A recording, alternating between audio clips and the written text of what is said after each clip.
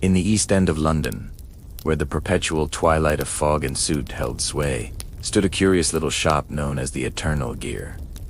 Its proprietor was a man named Elias Thorne, in his 50s, with thick spectacles perched on his nose and hands forever stained with the dust of brass and the grease of machines. Elias was a local fixture, yet utterly detached from the world around him.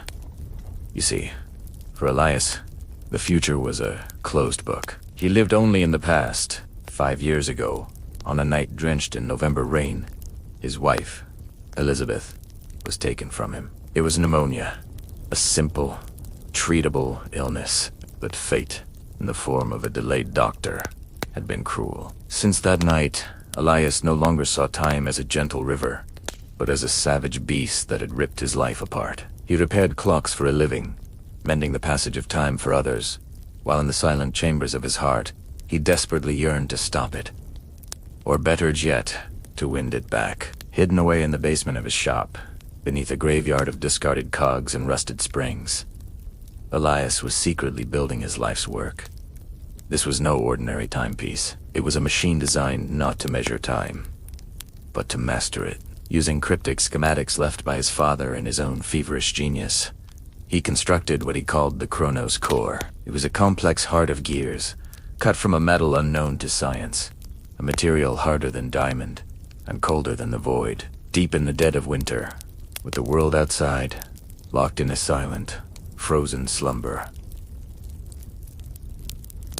Elias decided it was time. He activated his machine. The device had no hands, no familiar face, just a single dial, etched with a stark Latin phrase: "What is done cannot be undone."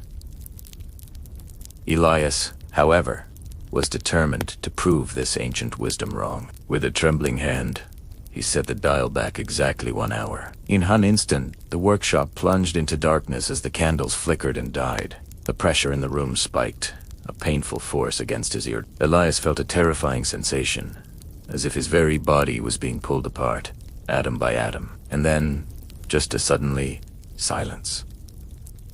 He cautiously opened his eyes. The candles were lit again, but they were taller, an hour's worth of wax miraculously restored. His coffee mug, which he had clumsily shattered in his excitement just minutes before, now sat whole and steaming on his workbench. A wild, terrified grin spread across Elias's face. He had done Italiano. He hadn't just spent time, he had broken it. He now held the key, he believed, to bring in Elizabeth back. What he didn't realize was that in his desperate act, he was beginning to tear the very fabric of reality. Before attempting the final, monumental leap into the past, Elias began with smaller, more cautious experiments. He was testing the waters of eternity. One morning, he saw his neighbor's vase teetering on a windowsill. He dialed back 3 hours, ran outside, and caught it just before it hit the ground.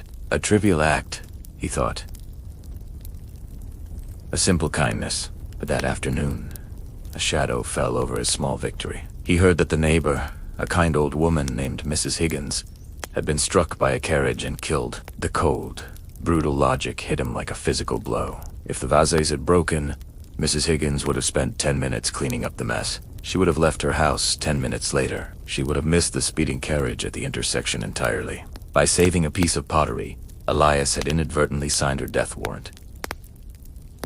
A shudder ran through him. He was beginning to see that time was not a predictable machine, but a chaotic, raging river. Damming it in one place only caused a catastrophic flood somewhere else. But the human heart, especially one consumed by grief, is a master of self-deception. "These are collateral damages," he whispered to the worry gears of his machine, his voice barely audible over their hum. "Saving Elizabeth is a noble cause.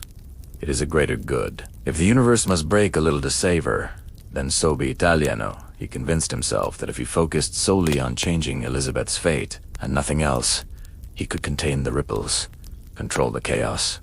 He was ready. He was going to bring her back, no matter the cost. The moment had come. Elias stood before the Chronos Core, his heart hammering against his ribs. He set the dial to the date that had haunted his every waking moment. November 18th, 1895, as he engaged the core. The world around him twisted into a sickening vortex. He felt himself hurtling through a dark, disorienting tunnel, memories of his life flashing past his eyes like frames of a burning film. Then, with a sudden thud, he landed.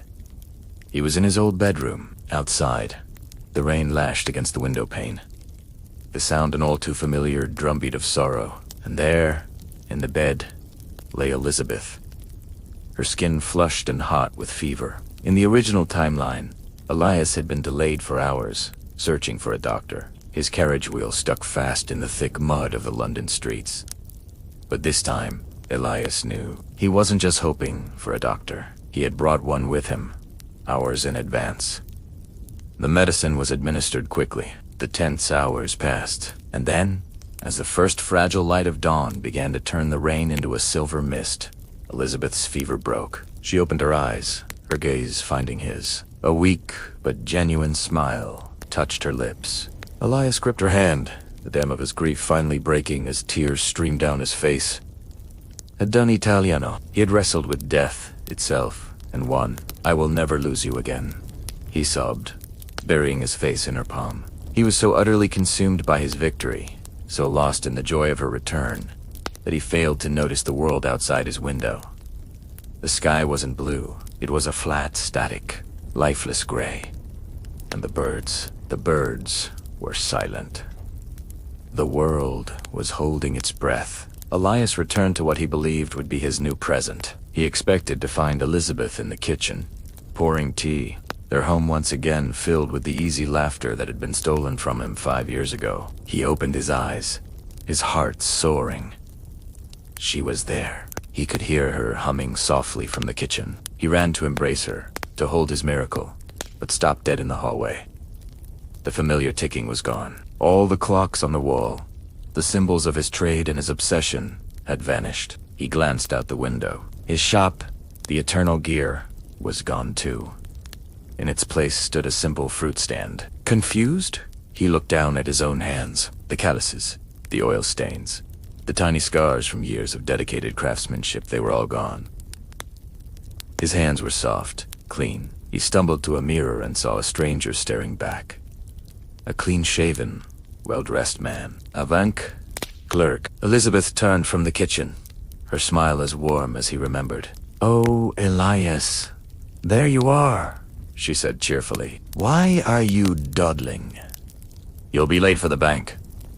Elias stood frozen, his mind a whirlwind of confusion, struggling to grasp the immensity of the cosmic joke that had been played on him. If he was a bank clerk, not a watchmaker, then how could he have ever built the Chronos Core? And if he never built the machine, how did he travel back in time to save her in the first place? This was the paradox. Elizabeth's death had been the catalyst. Her loss had fueled his obsession, his isolation, his genius. It was the very thing that drove him to become the man who could conquer time.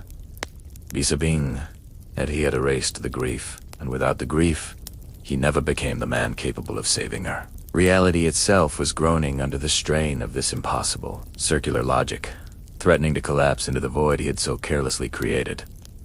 Thank you so much for watching. This is only the beginning of Elias's story. What happens when a paradox begins to unravel the world? If you're curious to find out, make sure to hit that subscribe button and turn on notifications so you don't miss part 2. We'll see you then.